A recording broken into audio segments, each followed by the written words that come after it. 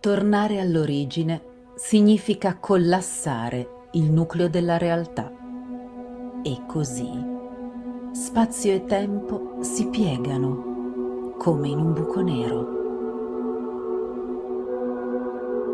L'illusione della materia è solo un modello di manifestazione che segue uno specifico programma matematico, geometrico. Ritorno all'origine, dove il futuro e il passato si fondono, dove la struttura della realtà si manifesta in diversi mondi, in diverse dimensioni e su differenti densità. Il futuro è il passato e il passato è il futuro. Perché il tempo è una dimensione della coscienza.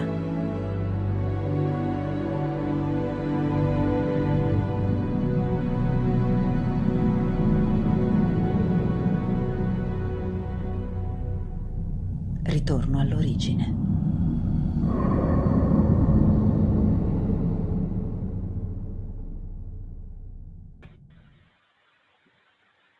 Buonasera a tutti, bentornati sul mio canale, benvenuti al primo appuntamento con Ritorno all'origine. Vedo che siete già tantissimi, anche se l'orario è un po' diverso. So che c'è moltissima attesa per questa serata, per questa puntata, e io sono veramente contentissima di poter iniziare con voi un nuovo percorso. Allora, proprio prima di affrontare gli argomenti più caldi, inizio a darvi un quadro di insieme per spiegare perché ho deciso di fare questo nuovo format. Allora,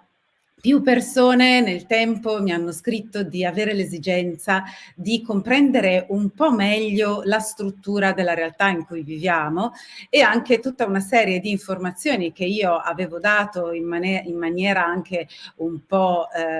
così disparata, random durante le live del passato. C'era proprio la necessità di metterle in ordine per creare una struttura coerente che permettesse di avere un po' una sorta di mappa della realtà dove poi collocare tutte le varie informazioni per non perdersi. Quindi, come mi è solito fare ogni tanto qualche riferimento alla mitologia classica, perché sapete ho fatto il classico, ebbene sì, è un po' una sorta di filo di Arianna che ci aiuta a collegare un po' il nostro passato ma anche il nostro futuro, una serie di argomenti che io ho già trattato in varie altre live che riguardano gli altri mondi, che riguardano altre razze, ma questa volta cercheremo di fare un discorso più organico possibile perché deve servire da strumento applicativo e pratico. Back to the origin, ritorno all'origine, che so che qualcuno ha detto ma l'hai scritto in inglese. Sì, l'ho scritto anche in inglese, anche se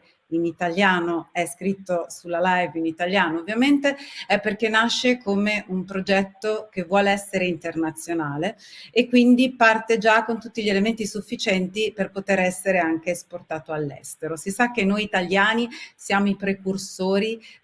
di tante cose, anzi lo siamo sempre stati. Ecco, anche in questo caso io vorrei che il progetto Ritorno all'origine, Back to the Origin, fosse qualcosa che non si limita a noi italiani, ma un ampio respiro e quindi permette anche a stranieri di partecipare, di conoscere i contenuti ed eventualmente fare delle esperienze pratiche. Perché, come qualcuno ha scritto proprio sulla mia chat Telegram oggi, adesso non ho il messaggio a portata di mano da poter leggere immediatamente, ma il concetto era: è tutta la vita che io faccio esercizi, cerco strade, cerco modi per manifestare, per essere un creatore fattivo della mia realtà, per plasmare quello che ho intorno a seconda di quello che mi appartiene, ma faccio una fatica tremenda perché comunque trovo sempre degli ostacoli, perché molto spesso vorrei delle cose ma poi mi trovo affaticato, mi trovo nelle difficoltà, ho tutta una serie di situazioni che si oppongono, che possono essere dei vissuti interiori o delle convinzioni o in apparenza dei fatti che nella pratica, nella realtà concreta, mi si oppongono. Allora, innanzitutto, Back to the Origin ci aiuta a trovare una strada per ritrovare la verità a seconda della nostra conoscenza interiore che a ognuno di noi appartiene, ma siamo stati un po' scollegati, diciamo. Allora, back to the origin, quindi il ritorno all'origine, è una via per ritrovare non solo se stessi, ma ritrovare il pieno controllo del mondo in cui viviamo, nell'aspetto pratico, e soprattutto non avere più bisogno di niente e di nessuno per recuperare la verità delle informazioni, la verità negli altri, la verità nelle azioni, la verità nella propria esposizione nel mondo e anche la coerenza con se stessi, perché si sa che quando si è nella verità si è nella coerenza. Allora, la motivazione per cui io ho voluto creare un nuovo format è proprio di fare qualcosa di totalmente unico nel suo genere e distaccato, diverso da quello che ho fatto fino adesso. Cercheremo di affrontare una serie di argomenti che ci spiegano e contestualizzano la situazione attuale in maniera però ampia, quindi senza essere limitati, come spesso accade, a 4 informazioni sporadiche che fanno riferimento alla nostra situazione dell'oggi, quindi anche alla nostra coscienza di oggi e al nostro mondo materiale, perché sappiamo, e la meccanica quantistica ce lo spiega, che il mondo in realtà si dipana su varie frequenze, su varie dimensioni, in una varietà infinita di frequenze di energia, quindi di onde, ma noi abbiamo degli strumenti per sintonizzarsi solo su una parte di questi. Quindi noi in queste live non parleremo solo della realtà che viviamo, la realtà fisica, materiale del carbonio, che viene chiamata appunto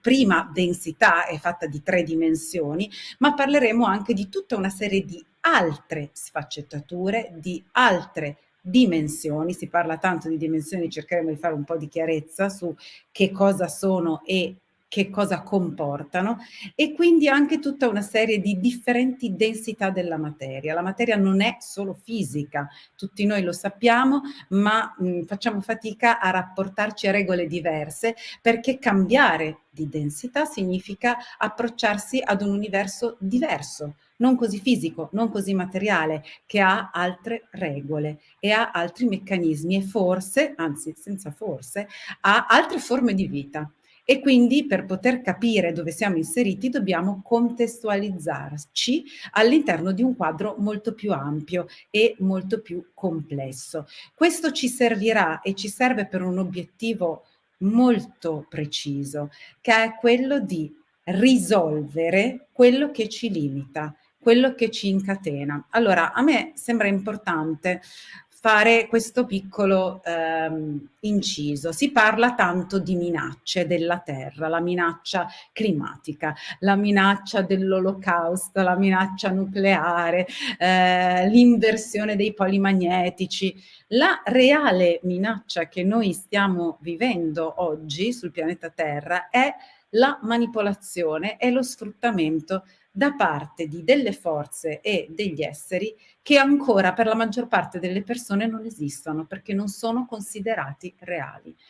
Quindi, se vogliamo essere veramente liberi di scegliere, liberi di manifestare e di creare la nostra realtà, che è quello che mi scriveva nel messaggio su Telegram oggi questa ragazza,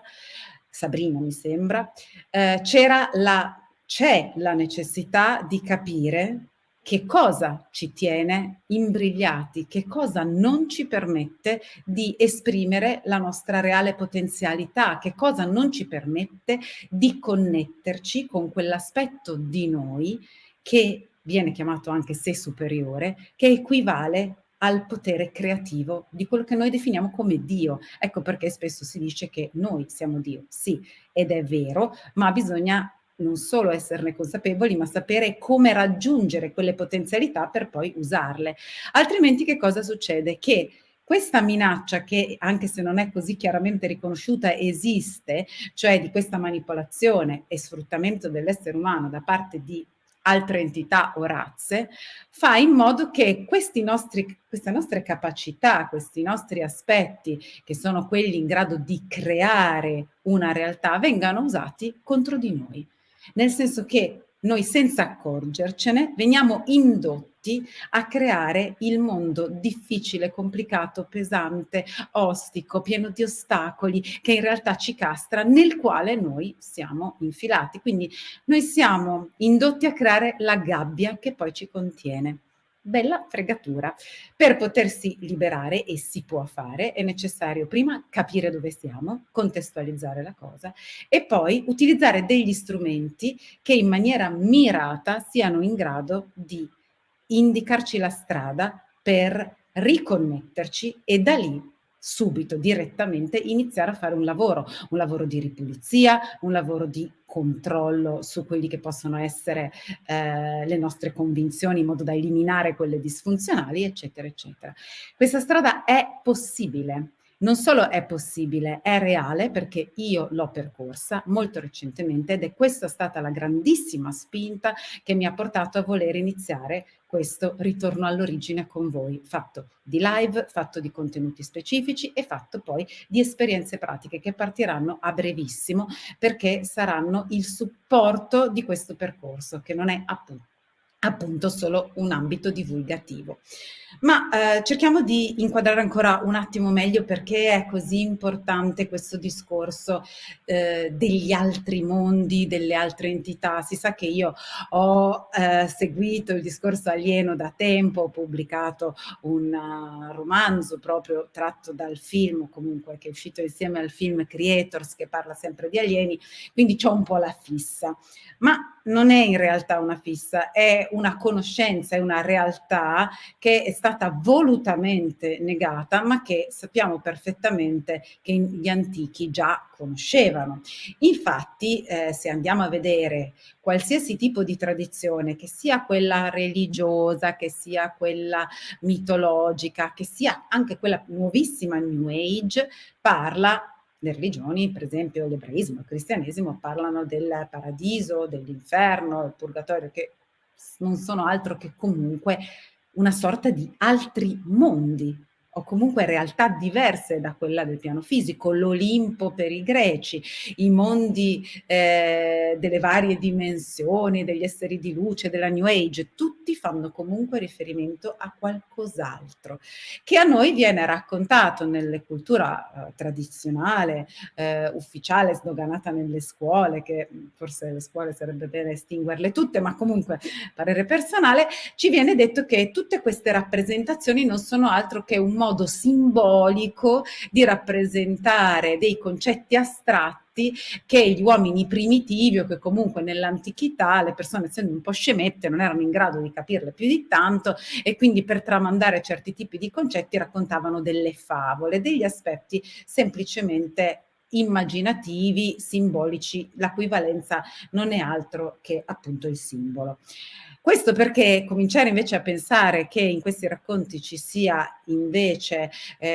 una parte reale, cioè che raccontino non solo aspetti simbolici, ma aspetti esperienziali reali, sarebbe alquanto scomodo e quindi viene negato. Ma comincia a diventare comunque scomodo ugualmente perché andando a vedere nel passato troviamo una serie numerosa di culture che avevano delle informazioni molto avanzate su il cielo, sui pianeti, sul cosmo, qualcosa che noi oggi a fatica cominciamo a conoscere attraverso la nostra astronomia e quindi viene da dire ma se si sono inventati tutto, mamma mia che bravi, perché comunque si sono inventati cose un po' troppo precise per essere inventate. Darebbe da pensare a livello logico che questo tipo di conoscenze fossero state trasferite attraverso un'esperienza diretta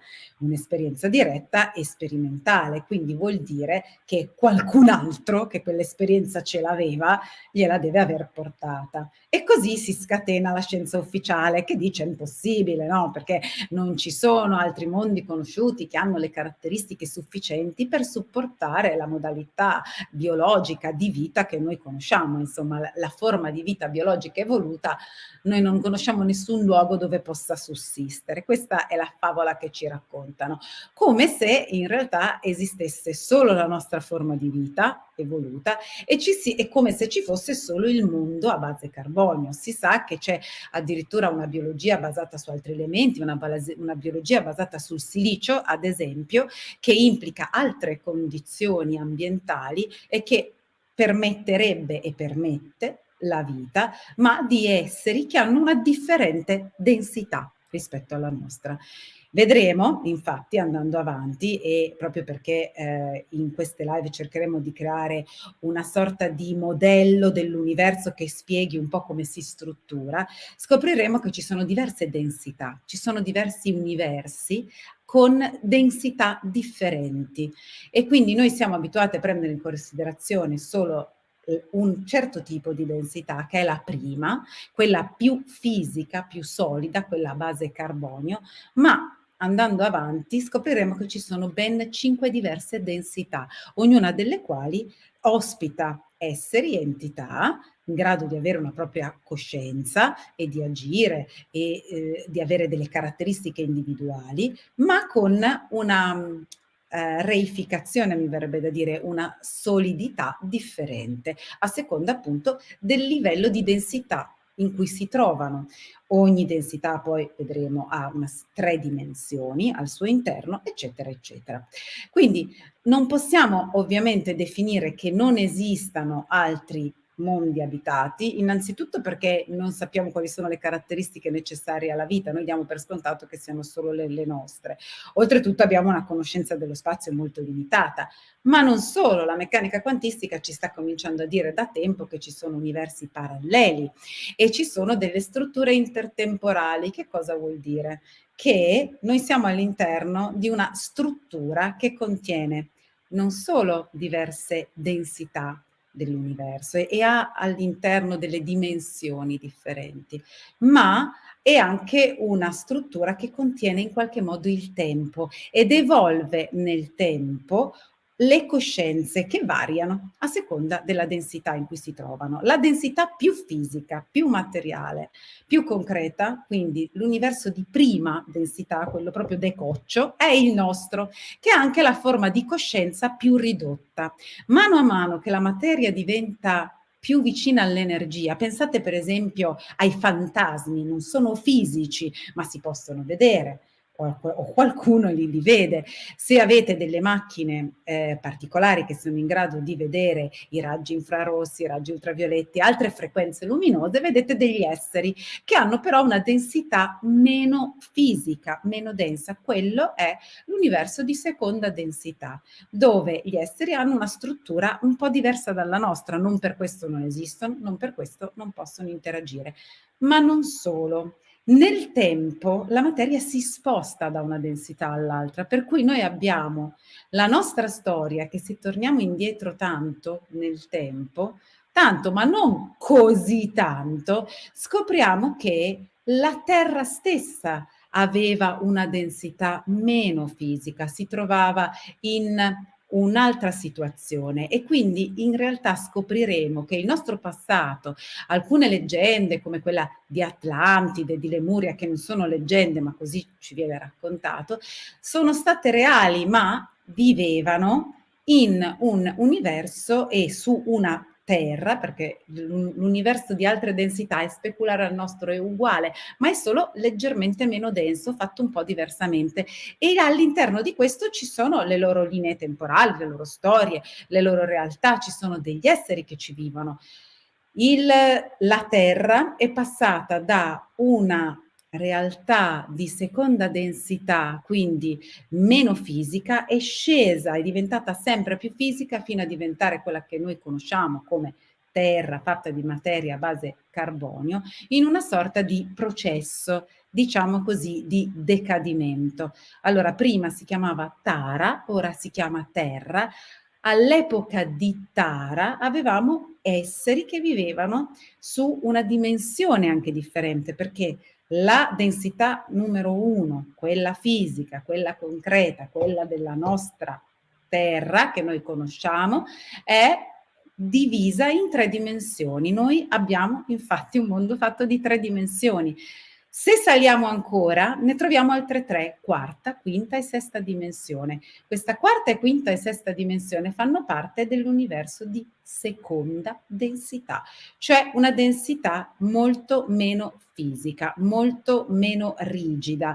molto più simile al piano astrale, se vogliamo, è basata per metà sul carbonio e per metà proprio sul silicio. Qui abbiamo delle forme che potremmo definire quasi fatte come dei fantasmi, che hanno delle caratteristiche specifiche, sono in grado di essere ben delineati, ma che comunque non sono così rigidi.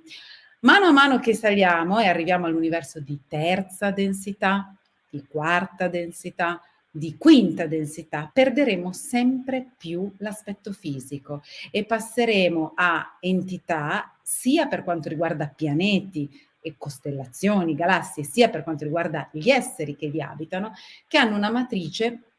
sempre più eterica, sempre più leggera, sempre meno fisica. Diciamo che nella terza densità abbiamo una sorta di premateria idroplasmatica, una materia eterica. Nella quarta densità, e ne parleremo in maniera molto più precisa, ma adesso per darvi un'idea generale, abbiamo uno stato che sembra più uno stato gassoso e ci avviciniamo sempre di più alla luce. La materia perde la sua densità, la sua frequenza e si avvicina alla frequenza della luce, fino ad arrivare alla quinta densità dove abbiamo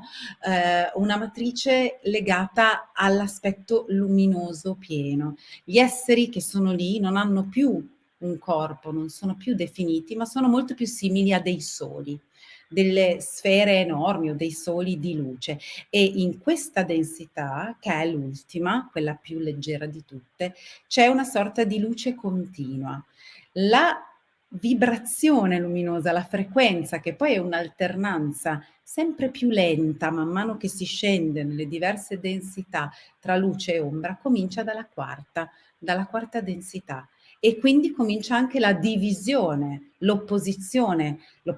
nella dualità, la divisione tra bene e male, eccetera, eccetera. Ma anche questo ci servirà per capire come sono nate delle razze che poi nel tempo hanno deciso di seguire, potremmo dire, il lato oscuro della forza o il male, quelli che poi sono stati definiti come gli angeli caduti, i demoni, le razze soppressive, gli invasori, e possiamo usare tanti nomi, e come questo è stato possibile e che storia tutto questo ci racconta, che è assolutamente molto interessante, ma ovviamente dovremo affrontarlo un pezzettino alla volta per non fare troppa confusione. La cosa che mi interessa è farvi notare come la idealizzazione della scienza moderna, che diventa un po' il piedistallo per qualsiasi tipo di collegamento mentale e che dà l'accreditamento alle idee, per cui se la scienza dice che è plausibile, è stato provato, allora è vero, altrimenti no, è qualcosa che non tiene minimamente conto dell'aspetto di connessione con il sé, di quella che viene chiamata la mente superconscia, non prende in considerazione l'aspetto che fa parte dell'essere umano, di capacità di conoscenza al di là della mente cosciente, della mente di superficie, eccetera, eccetera. Noi ci troviamo oggi nell'esasperazione di una forma di pensiero che è un po' una digressione specializzata, si potrebbe dire, dell'evoluzione della nostra coscienza, cioè non è una reale evoluzione della nostra coscienza consapevole che nel momento in cui si connette a qualcos'altro si libera dai preconcetti, si libera dai vincoli mentali e raggiunge l'obiettivo della verità, ma è una sorta di cane che si morde la coda che è stato volutamente impostato e imbrigliato per evitare che l'essere umano arrivasse a esperire quelle che sono le sue reali capacità, potenzialità e il suo potere creativo, di conoscenza, eccetera, eccetera. Ma andando indietro nel tempo, e scopriremo che andare indietro e andare avanti si rappresentano come in uno specchio, perché il tempo, come ho detto nella sigla, è una dimensione della coscienza, ma non esiste. Ecco perché scopriremo come in questo momento noi ci troviamo ad avere contatti con esseri che provengono dal nostro futuro, ma anche dal nostro passato, che poi spesso diventano la stessa cosa. La nostra Terra ha avuto una sorta di discesa nell'ambito più fisico, passando da Tara, seconda densità, a Terra, prima densità, ma tra probabilmente 2000 anni si ritroverà a ritornare a quella densità, alla seconda densità, e quindi il passato diventerà il futuro per poi risalire ancora, risalire ancora. È un po' una sorta di percorso che assomiglia al respiro, infatti qualcuno parla del respiro di Brahma. C'è una sorta di andata e di ritorno, di distensione e concentrazione del principio, dell'essenza, delle coscienze. Ma tutto questo non avviene in realtà nel tempo come noi crediamo, ma avviene simultaneamente. Questo è il motivo per cui diventa difficile ancorarsi troppo al discorso, per esempio, delle incarnazioni, che esistono, ma esistono ora, non sono del passato, esistono contemporaneamente a voi, così come universi paralleli. Voi esistete anche su altri piani, su altre dimensioni, su altre densità, in altri mondi paralleli. E questo è da prendere in considerazione perché una realtà influenza l'altra, e quando voi vi ritrovate a dovervi liberare da certi tipi di gabbie, da certi condizionamenti, da certi vissuti interiori, se lavorate solo su questo piano e su questa dimensione non succede niente, perché il giochino è stato fatto bene. Se voi invece conoscete come funziona il modello dell'universo che ci contiene, capirete anche perché per poter in maniera funzionale ottenere dei reali risultati nella vita è necessario utilizzare strumenti che agiscano contemporaneamente su più piani, su tutte le dimensioni, su tutte le linee di vita, su tutte le varianti, su tutti i tempi. Solo così riuscite a svincolarvi, perché le programmazioni, le manipolazioni e tutto quello che è stato imposto per ingabbiare, per contenere l'essere umano, che quello animico, almeno quello vero, è una grandissima potenza, è stato fatto su molti piani, su molti livelli contemporaneamente. Ecco perché sembra così tanto difficile, non lo è solo nel momento in cui si riesce ad avere un quadro d'insieme. Ecco perché ho deciso di fare contemporaneamente le live e l'aspetto esperienziale, per poi riuscire a comprendere perché vengono usati certi strumenti e che cosa succede nel momento in cui riuscite a bypassare tutti questi ostacoli e a connettervi direttamente. Allora, queste razze e tutti questi universi, tutte queste dimensioni hanno interagito. Ci sono state delle storie, ci sono state delle situazioni che si sono proposte nel passato, i cui effetti ricadono ancora oggi. Avremo modo e tempo di raccontare la nostra storia e la storia di questa matrice così strutturata in questo modo, temporale ed energetica, fatta di dimensioni. Vi anticipo già che ci sono 5 densità diverse, quindi 5 livelli dell'universo, o 5 universi se volete, per ognuno dei quali ha una densità diversa, e ognuno di questi 5 contiene 3 dimensioni. Quindi abbiamo in realtà 15 dimensioni, ognuna delle quali ha degli esseri, ognuna delle quali ha delle sue regole e ognuna delle quali esiste nel presente,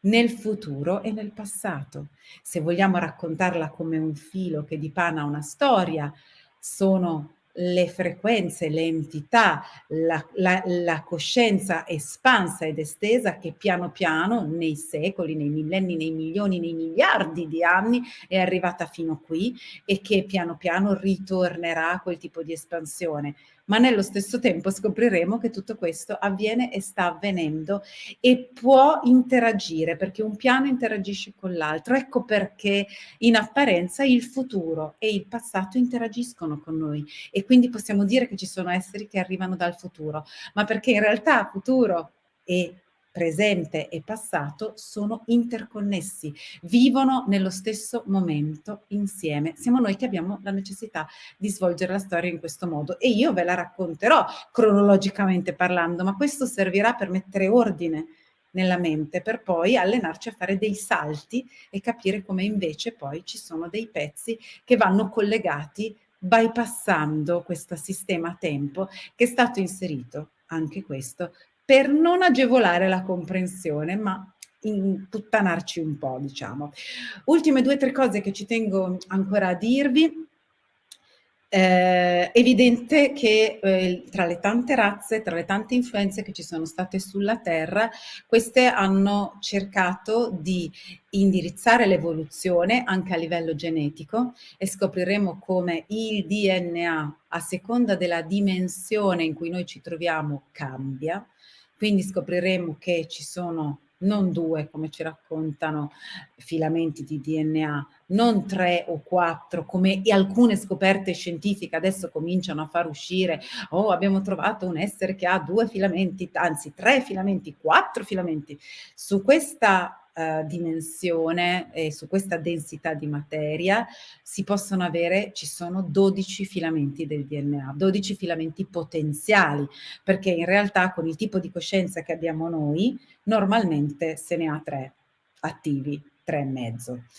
Arrivare al quarto è già un bell'obiettivo. Scopriremo che cosa vuol dire avere 4 filamenti collegati, averne 5, averne 6, averne 7, perché ognuno di questi implica uno step, così come nel passato ci sono stati degli step quando l'uomo è passato dalla prima alla seconda alla terza dimensione e è passato ad avere solo il primo filamento del DNA collegato, poi anche il secondo, poi anche il terzo. Possiamo arrivare ad averne 12, ma in realtà ci sono esseri che ne hanno 24 e con una potenza ovviamente e con delle potenzialità molto maggiori, ma non si possono esplicare su questo piano, perché su questo piano più di 12 è proprio la struttura della realtà che non riesce a sostenerli. Capiremo bene perché, che cosa significa e come si può fare a riconnetterli noi adesso in questa vita, semplicemente perché questo ci permette di fare dei passaggi di coscienza, questo ci permette di avvicinarci sempre di più alla potenzialità totale che il nostro essere avrebbe nel momento in cui si trovasse in una condizione meno vincolata o libero da tutta una serie di ostacoli, condizionamenti, programmazioni, eccetera, eccetera. Il sistema di credenze religioso, tutte le religioni, ma anche i paradigmi scientifici sono stati posizionati apposta in questa realtà per evitare che le masse possano abbracciare diversi tipi di modi di pensare, anche solo prendere in considerazione che esista qualcos'altro da quello che viene visto e così possano fare tutte le loro sperimentazioni, vedere come è possibile anche la propagazione del loro materiale genetico senza che nessuno si faccia nessuna domanda, senza che nessuno dica niente. Scopriremo che però la nostra razza è una razza molto antica, nasce da una razza di una differente densità che fa sicuramente parte della sorgente divina, ma ci sono tutta una serie di passaggi intermedi, di divisioni di coscienza che hanno portato la razza antica primordiale poi a manifestarsi sulla seconda densità, quindi stiamo parlando di quarta, quinta e sesta dimensione, e poi ad arrivare fino a questa prima densità con una coscienza ancora più ristretta. La creazione di questa razza antica che era immortale e poi la sua limitazione ovviamente ci racconta di una storia che vede come personaggi abitanti non solo di altri pianeti, quindi i famosi extraterrestri, ma anche di entità extradimensionali che arrivano da altre dimensioni o intertemporali, quindi arrivano da altri tempi. E questo è assolutamente importante. E così scopriremo probabilmente che tutta la teoria evoluzionista che per un periodo è stata considerata quasi intoccabile, che oggi invece sappiamo che molti cominciano realmente a mettere in discussione, è stata posizionata, propagandata, spinta, propulsa proprio perché ci forniva una versione della storia dell'essere umano utile a renderci insomma, schiavi e non consapevoli della nostra reale entità. Molto probabilmente noi i primati non sono i nostri antenati, ma probabilmente siamo noi i loro progenitori. È stato sì un esperimento, c'è stata sì una mescolanza di DNA, ma che poi è lo stesso che poi abbiamo anche noi, ma non perché noi deriviamo da loro, probabilmente è esattamente il contrario, ma ovviamente questo non c'è mai stato detto. Noi abbiamo tutta una serie di misteri irrisolti nel mondo, dalle conoscenze dei Dogon alle linee di Nazca, alle piramidi egiziane, eccetera, eccetera, e tutto ci porta a comprendere che il nostro passato è ricco di esseri che avevano quantomeno delle capacità mentali di connessione e di manipolazione della realtà e di conoscenza molto superiori alle nostre. Questa necessità di vedere oltre l'aspetto fisico e materiale negli ultimi 80 anni si è amplificato, comunque, volente o nolente, per cui abbiamo visto ricominciare a parlare in maniera importante di avvistamenti UFO, di abduction, di cicatrici corporee strane comparse su persone, rapimenti alieni, impianti fisici che sono stati rimossi chirurgicamente con delle tecnologie a noi conosciute, strane tecnologie trovate nei corpi di persone. Insomma, abbiamo visto un sacco di cose che la propaganda ha sempre definito come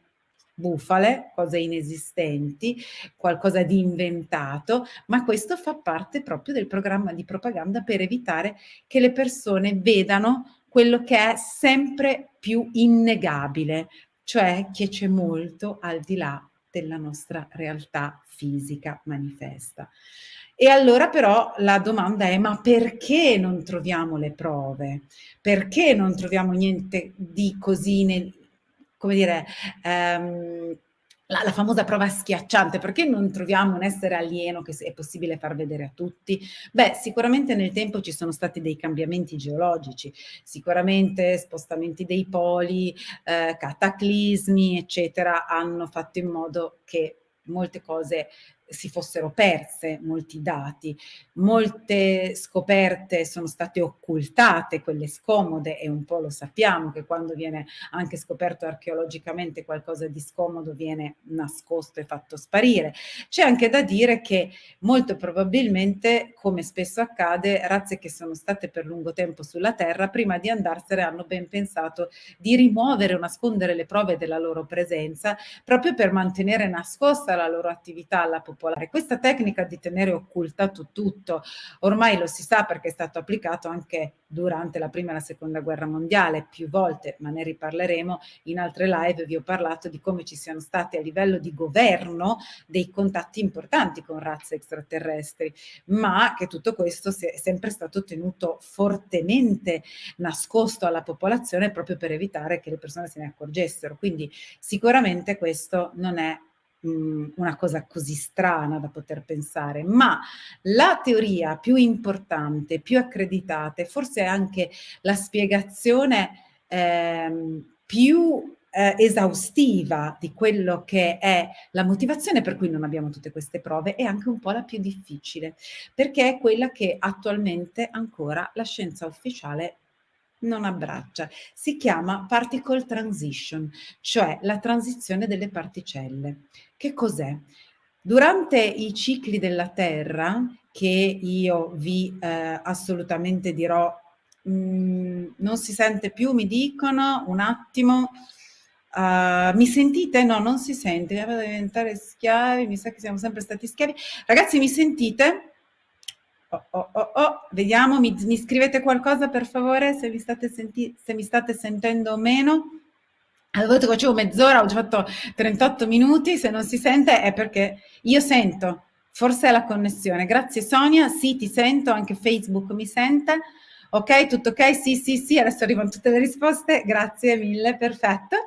Allora, finiamo con questo piccolo inciso, benissimo, grazie. Come abbiamo fatto, vedevo la domanda prima, come abbiamo fatto a diventare schiavi? Ne parleremo, perché, per come, che cosa è successo. La storia è complicatina. Io in passato ho detto poche cose, l'ho sempre semplificata, stavolta invece cercherò di spiegarvela per bene, ma ci vorrà un po' di tempo per evitare di fare confusione, ma quello che è importante, perché questo è un aspetto che va conosciuto, allora la Terra fa dei cicli, il famoso ciclo temporale che è conosciutissimo di 26.556 anni, il grande anno, eccetera, eccetera, quella della precessione degli equinozi, è un ciclo temporale della Terra. All'interno dei suoi 26.556 anni, la Terra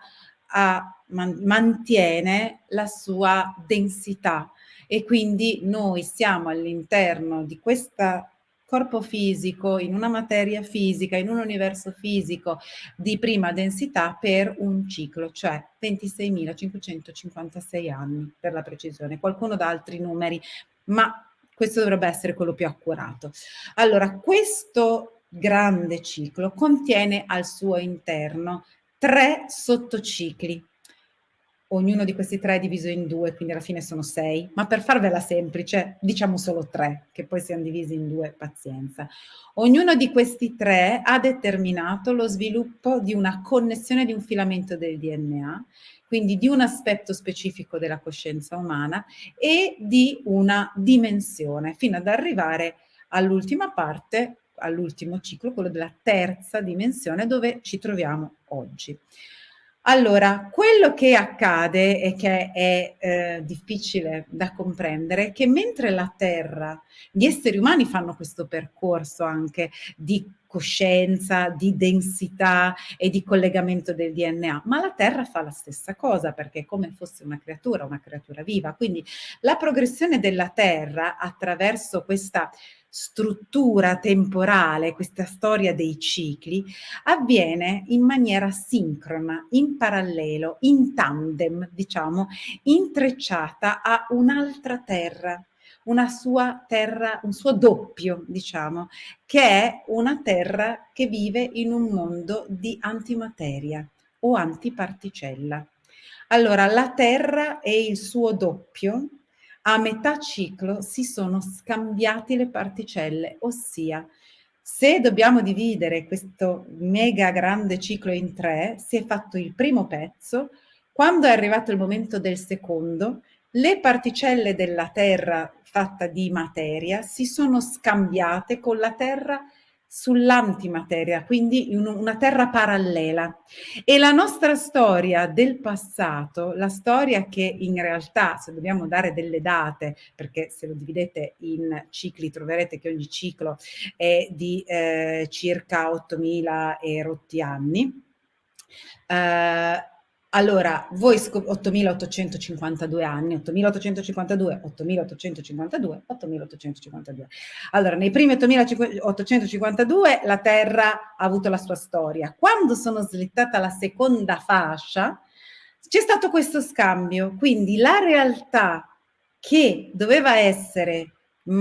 manifestarsi su questa nostra terra è andata nell'antimateria, è andata nell'altro universo, è andata nell'universo antiparticellare e si sono scambiati. Quindi in realtà la storia del nostro passato tra 13.474 anni avanti Cristo, diciamo, e il 4.622 avanti Cristo, quegli 8.800 e passa anni, i dati, la materia, i resti che noi troviamo sulla Terra non fanno parte della nostra storia, ma fanno parte della storia di un mondo parallelo nell'antimateria, della Terra parallela che vive nell'antimateria, dove sono successe altre cose e poi si sono riscambiati. La nostra reale storia, quello che è successo dal 13.474 a.C. al 4.622, la nostra vera storia, i nostri veri residui o comunque le cose che sono rimaste qui stanno in questo momento nella terra parallela, nell'antimateria, in un altro universo parallelo. Quindi noi non abbiamo modo di accedervi fino a quando? Fino a quando la Terra finirà questo ciclo, questo terzo pezzetto, quindi finirà tutto il grande anno e siamo circa nel 4000 e qualcosa d.C., quindi mancano 2000 anni, ripasserà a un altro nuovo ciclo dove di nuovo le particelle si riscambieranno, quindi di nuovo avremo le particelle dell'antimateria o della Terra che vive da quell'altra parte dell'universo parallelo nostro che si scambierà col nostro. Capisco che può sembrare parecchio complicato, ma sono realtà che verranno sempre più alla luce, ci spiegheranno perché c'è così tanta difficoltà in certe aree del tempo a trovare dei resti storici archeologici che siano collegati alla storia. Sembra che quelle parti lì siano un po' strane. Certo, sono strane perché sono dei pezzi di storia di un altro mondo, del mondo parallelo che in realtà vive in tandem con la nostra Terra e che ogni tanto si scambia. Ok, per questa sera direi che ne abbiamo già dette tantissime, quindi mi fermo qui. Ovviamente la mappa multidimensionale dell'universo e del nostro mondo, di cui abbiamo solo iniziato ad accennare, verrà affrontata in maniera più specifica il prossimo martedì, anche perché è assolutamente importante che venga chiarito quali sono i modelli di manifestazione del nostro universo, che segue delle regole geometriche, delle regole matematiche, scopriremo a base 12, per cui anche il conto sessagesimale ha molto più senso di quello a base decimale, che ovviamente è stato imposto anche in questo caso per complicare la vita, e l'illusione dello spazio, del tempo e della materia, dove noi sperimentiamo la nostra coscienza, si manifesta attraverso delle regole, attraverso uno schema, attraverso una mappa. Piano piano impareremo questa mappa, cercheremo di renderci edotti in questa e anche renderla agevole nel pensarla, nel consultarla, nell'utilizzarla come una sorta di bussola per permetterci di orientarci, e all'interno di questa poi allora cominceremo a infilarci le razze, gli alieni, la nostra storia e come siamo arrivati fino a qui. Grazie a tutti quanti per essere stati con me e vi anticipo che nel finale, adesso appena chiuderò, manderò una sorta di sigla che mi piace molto perché rappresenta uno dei tanti mondi che potrebbero sembrare solo frutto dell'immaginazione, ma che in realtà, ed è poi anche un po' il mondo che vedete alle mie spalle, fanno parte di tutte le varie sfaccettature, di tutte le varie possibilità che l'universo, gli universi, i mondi paralleli, le dimensioni parallele, le realtà intratempo esistono e circondano la nostra vita. Un abbraccio a tutti e ci vediamo presto.